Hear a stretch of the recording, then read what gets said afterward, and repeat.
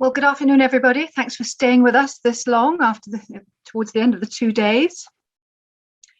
I'm going to talk a little bit about some of the main things that we've learned during the course of the last 5 years, and then go on to look at the future needs.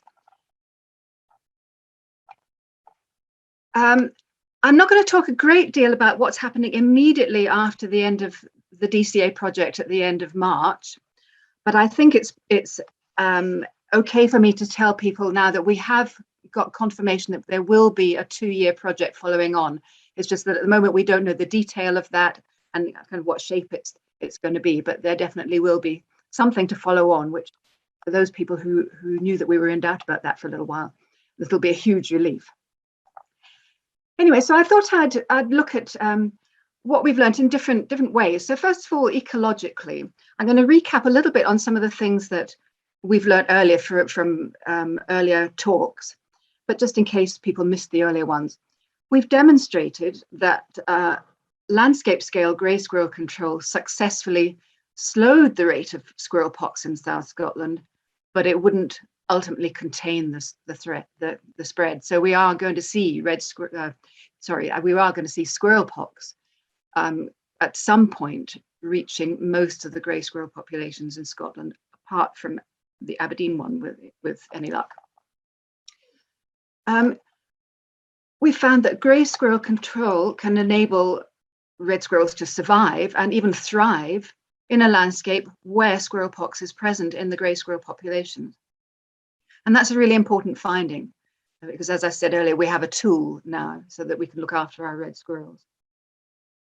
We found that grey squirrel control is effective at limiting the severity of squirrel pox outbreaks.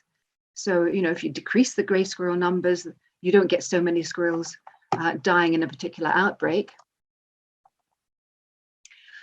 One of the key things that must be sort of uppermost in people's minds who've been controlling grey squirrels over the course of this project is that a bumper autumn seed crop can really trigger a spike in grey squirrel numbers in the following summer after the good overwinter survival, increased breeding in the spring, and this was particularly annoying for us and concerning for us really in the year of the COVID lockdown, because we couldn't get staff out on the ground in the middle of a huge grey squirrel population boom, just at the point where we'd want to interrupt their breeding.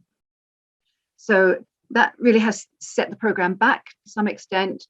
And I think time will tell as to how much, but going forward, we are going to have to take into account that this kind of thing is a natural part of squirrel cycles.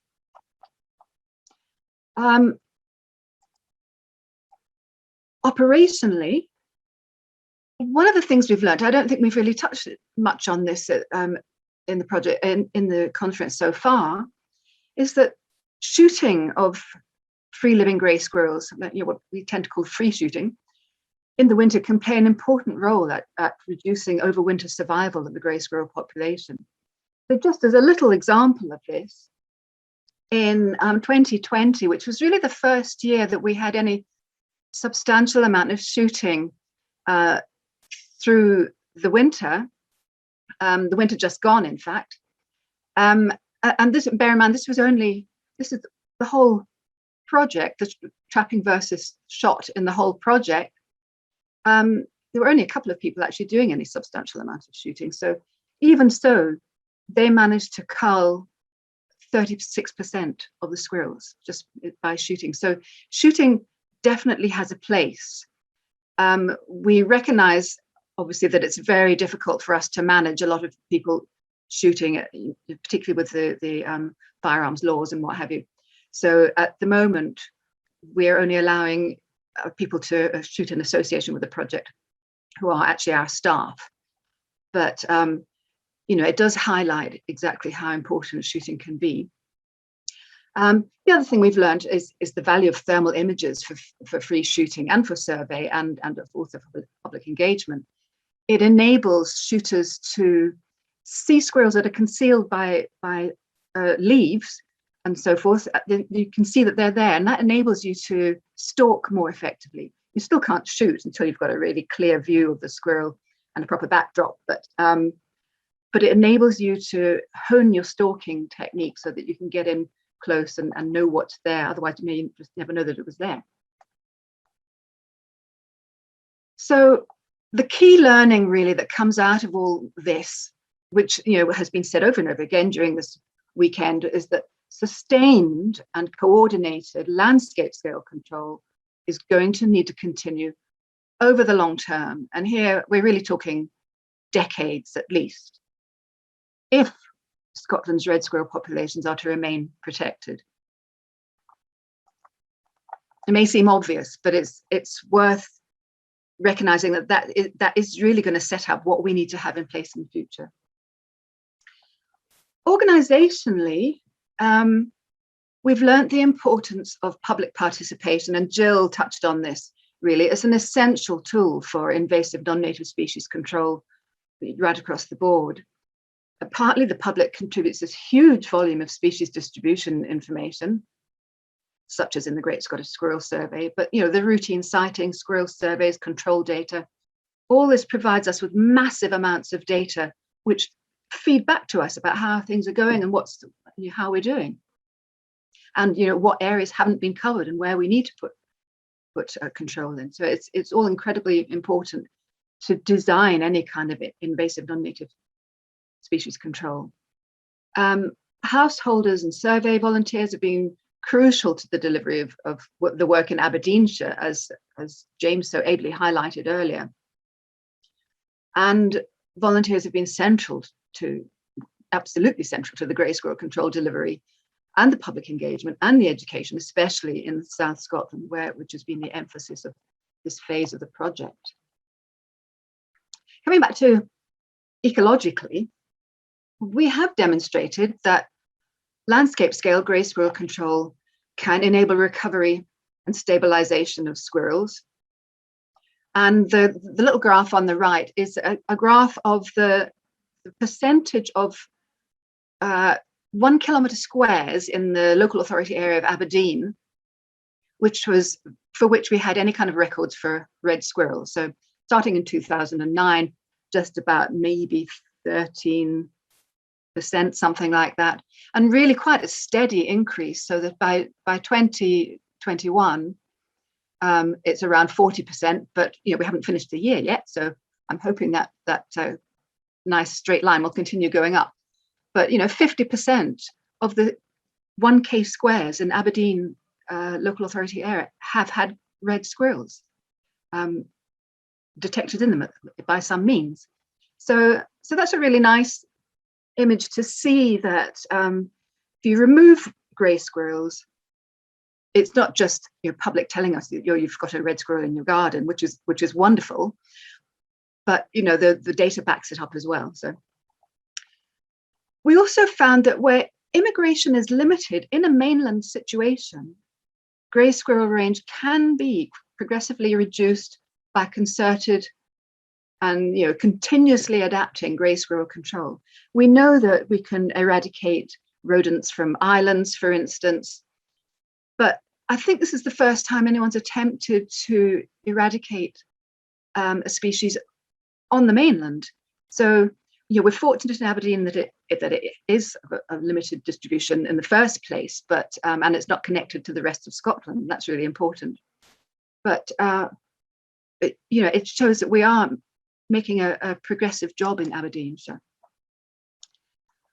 Organisationally, really one of the things, particularly in the DCA project, but probably overall, this has been a hugely ambitious aspiration, the whole thing, but in particular to cover all our priority areas in the south with volunteer control in the space of 5 years.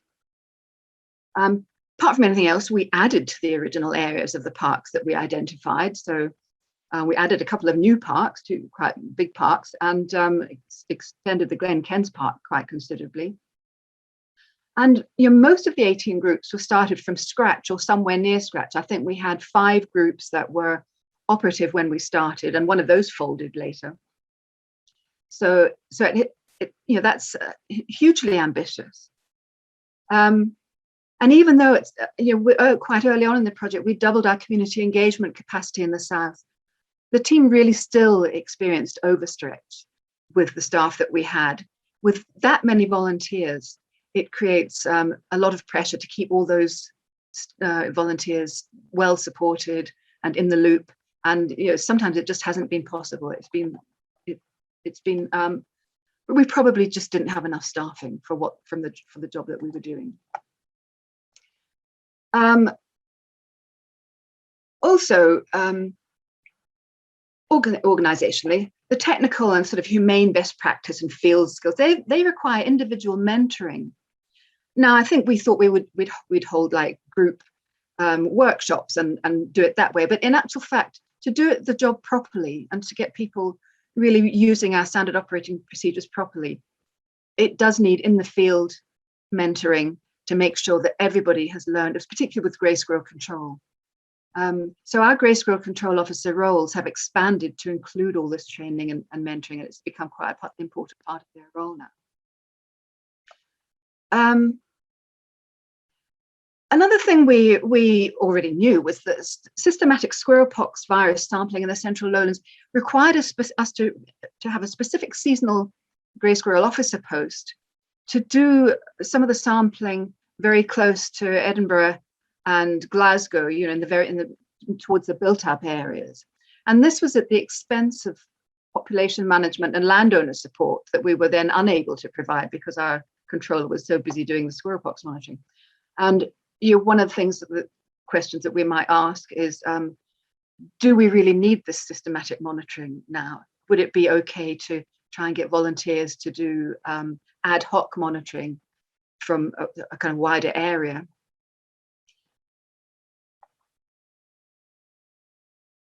Technically, you can imagine from what Nicole has just been telling us, it was challenging to design a community hub, and all the kind of the software and coding that backs that system. That was nobody's ever done anything quite on this scale before, and with the complexity of it, it was hugely challenging to create this community support and data collection hub that meets everybody's needs. However, we got there, but it was a long task to get there, and Nicole's still really involved in the last bits of it. And then some all-encompassing learnings, I suppose. The funding rounds that we've had over the course of Saving Scotland's Red Squirrels, that we've had since 2009, really, creates challenges and stresses in the staff team, and it creates hiccups in the continuity of the necessary work. Sometimes more problematic than others. And if this is to go on for decades, there needs to be some move away from this kind of ongoing cycle of funding cycles and not knowing to the last minute whether you've got your funding or not. So looking at future needs, the first question I suppose to ask is our strategy the right one? Aiming at protecting this big red squirrel population that's north of the Highland Line. Well, I'm part of the project, so I would say yes, but it is a question that could be asked. It is easier to keep grey squirrels out than to get them out once they're in. So yes, I think that's definitely, I would say, but people might have their different viewpoints of this. Looking at the parts of that, the elimination of the Aberdeen population, this is the one thing that's has an end point. So yes, I think we should do this. It absolutely should. We should press this home until it's done. Preventing the grey squirrel establishment north of the Highland Line. Yes, that's the other part of it. Obviously, it's essential. But there have been questions raised during the course of this knowledge fair about whether control just along that 10-kilometre band along the Highland Line is enough. Maybe we need some control further south, and I think we could probably guess at the Angus area south of the Mearns, the border with Aberdeenshire, South Aberdeenshire, might be a key area where it would help really if you could stop this onslaught of grey squirrels that keep moving north and make a dent in them a bit further south than just the Highland line. But there are other areas as well. Looking at the SSRS focus on the parks in southern Scotland, obviously they're not the only red squirrels to the south of the Highland line. If we look at this map here, all the purple areas are where there are red squirrels as well as greys. So, the south of Tayside, Fife, Clackmannanshire, bits of South Stirling. So, our focus on the south is really because it is such a big area of red squirrels when you take it in concert with the red squirrel population across the other side of the border. And there are still substantial areas that just have red squirrels, even now. So it's I would say it probably is the strategy to go for if you've got limited funds to spend on grey squirrel control. And also kind of bearing in mind the very long conservation history. If you heard my talk at the start of the Knowledge Fair, Red Squirrels in South Scotland has been working in the south since 2001, and that came on the heels of the Border Squirrel Management Group and Red Alert Southwest Scotland. So, a lot of work has gone on there, and it kind of created a lot of the mechanisms that we actually use now. It pioneered them. So I would say, yes, stick with the parks for now. It seems to be the way to go. But I would say that there's an ambitious coverage by the parks, and we'll have to see how things go and keep this under review. And maybe the boundaries might need adjusting in the future. Hard to say, but we've made a good start, and it's definitely already making a difference to the red squirrel presence in those park areas. Future needs. Well, as I say, I'm really talking about long-term rather than sort of immediately after DCA. Do we continue with professional adaptive control of grey squirrels in Aberdeenshire with a highly motivated team until the last squirrel is caught? I mean, I believe, and the team working there believes that we cannot, this is not the moment to hand this over to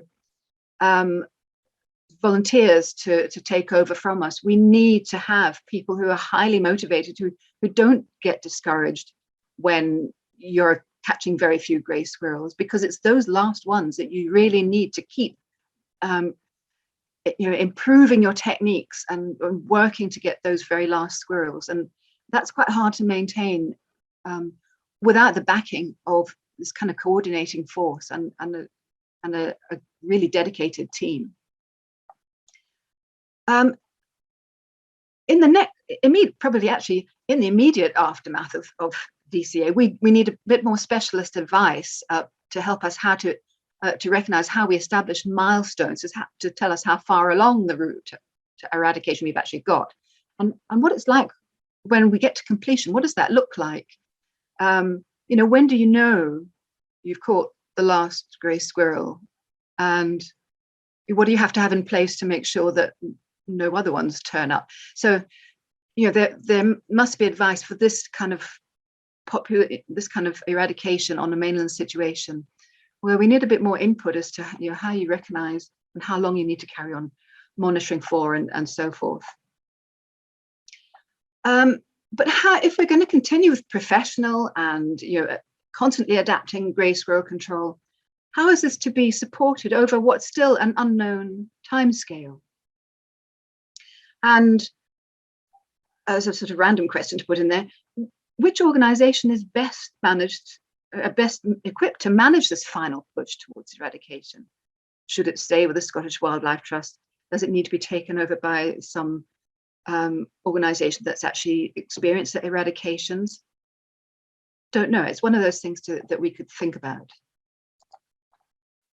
Along the Highland line, it's always been clear to most of the people involved in this project, you're going to need to keep that landscape scale control right the way along the line going indefinitely. And I think it will need professional grey squirrel control team, because there are areas that it's hard to get volunteers to or land managers to trap in. You're going to need to grant fund land managers to continue with the trapping on their own land. And you're also going to need volunteers to help out, because they really do make a difference. But you're also going to need to be able to monitor the efficacy of the work as a kind of permanent task. Otherwise, you never know, what adaptations you need to put in place along that long line. Somebody said, well, shouldn't it be a landscape scale? I think it is a landscape scale. That's 10 kilometers wide across the width of the country. That is pretty much a landscape. So it's a lot of land to cover.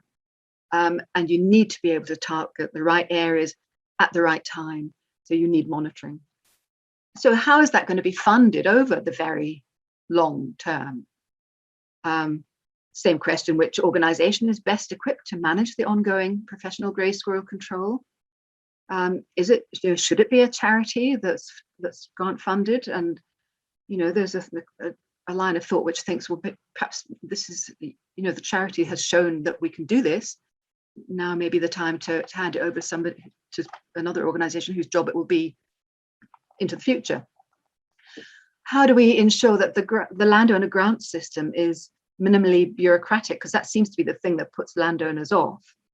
And that includes people who may not be doing woodland management. They may just have nice policy woodlands that support grey squirrels, and they're not actually managing them in any way. And we need that grant system to be flexible enough to reflect the scale of work that's required. And that may change over the time of the 5-year grant. It's a challenge to design something that does that, but it would be useful to have that. I think it would keep more people engaged in operating the grant, under the grant very well. You're much better than that some of them do at the moment, where it becomes tedious just trapping red squirrels, and you're not trapping very many greys. In southern Scotland, we have all these amazing volunteer groups. I can't tell you, I'm blown away by those two presentations that we had from Pete and John Ray. I know all this stuff is happening because I see the numbers coming in, but it's different when you actually see the substance and the body of what those people are doing, and it is amazing. It's just so inspiring. Anyway, how is this to be delivered and maintained and refreshed over time? It's difficult to maintain that kind of impetus if you're a volunteer group, if you're not contributing to something kind of bigger or more organized, or getting some kind of feedback. And anybody who's worked with volunteer groups knows that they need to be engaged and to feel they're contributing to something bigger over time. So they will need some form of support over the very long term. Where does the resourcing for this come from? And then who's going to be delivering this support over the long term? And those are basically the questions that I think we probably ought to look at going forwards. And they're challenging questions, but we need to come up with answers for them in order to safeguard the future of red squirrels in Scotland.